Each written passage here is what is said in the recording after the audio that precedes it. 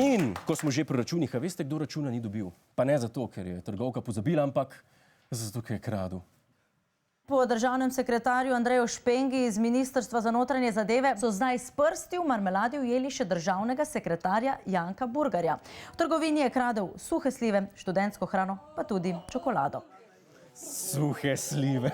Ne, Janko Burgar ni najnovejši McDonald'sov sendvič, ker alpski tedni so mimo, ampak državni sekretar, ki je v Mercatorju nasprot svoje hiše kradel paštete in študentenfuter. Kaj je plača sekretarja tako slaba, da mora bogi Janko jesti študentsko hrano? Ali pa je našega Jankota nagrada 15.000 evrov ne mika? Očitno je vajen večjih vsot. Ali pa ta denar drugačno odprenaša, jaz ne vem. Ne vem, ugibam. Kaj, Janko, daš tistih par jurjev na mesec za kruh, poti pa za pašteto zmanjka? Ampak ne se hecati. Tip je boje kleptoman, čeprav dej Burgar povej, da je šlo za neko stavo, no, dej, pa boš frajer izpadel. Pač zgubil si, mogel se eno pašteto ukrazene par jušnih kock, kaj jaz vem. Po drugi strani pa je v državnem zboru to kleptomanov, da bi se komod preimenoval v roparlament. To je pa toks, ne me heca. Ampak, glede na to, da je Mramor lahko stal minister, glede na vse dodatke, ki jih je dobil, sem bil prepričan, da se Burgarju ne bo nič zgodil. Pa sem videl pa tole. Ne glede na to, da gre za male kraje, jih minister Koprivnikar ne bo dopustil. V tem primeru je moje ukrepanje tako, da bom predlagal razrešitev. Bogi Burgar. Lagal se je, kradlo, dobivalo se je dodatke za pripravljenost, visoke honorarje na SP, preplačal se je Švede, pobiral se je provizije, z vašim denarjem se je obnavljal kopalnice. Ampak, ko se pa Gavrilovička ukrade, tle se pa, tle pa čisto se meje. Tle se pa nehamo pogovarjati. Konc! Gotovo. Je pa tudi res, moraš biti sposoben, če hočeš fabrike krasti. Pašteto zna vsak. Jaz sem pravim. Jaz sem pravim. Burgar, če je šlo za stavo, okej.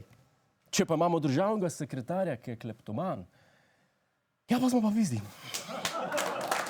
Predstavljajte si, koliko jih je še nad njim, pa kaj vse oni kradejo. Okej, poglejmo zdaj, kako je naš predsednik preživel dopust, umetnik republike, el presidente Pahor.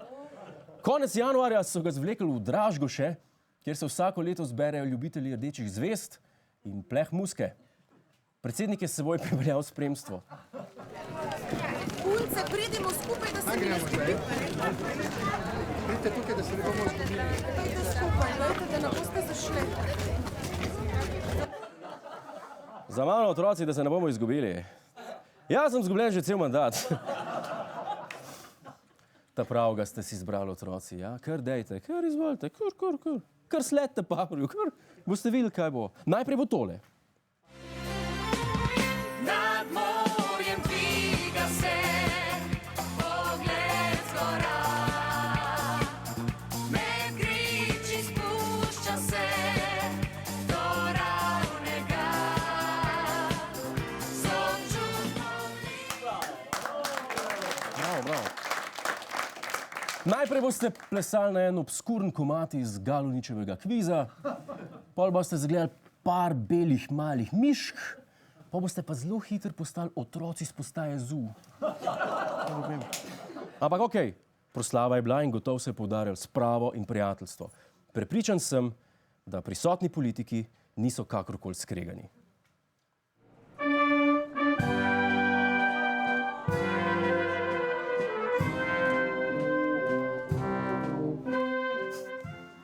Ko te pa Pahor na proslavi ignorira, zga pa nekaj zasral.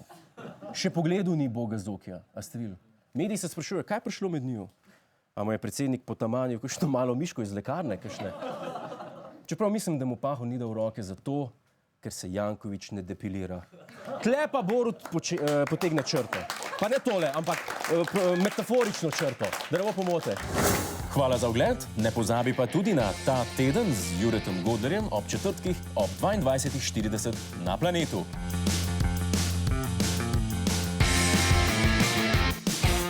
Hej, tujec! Polajkaj nas na Facebooku, posledi nas na Twitterju in naroči se na naš YouTube kanal.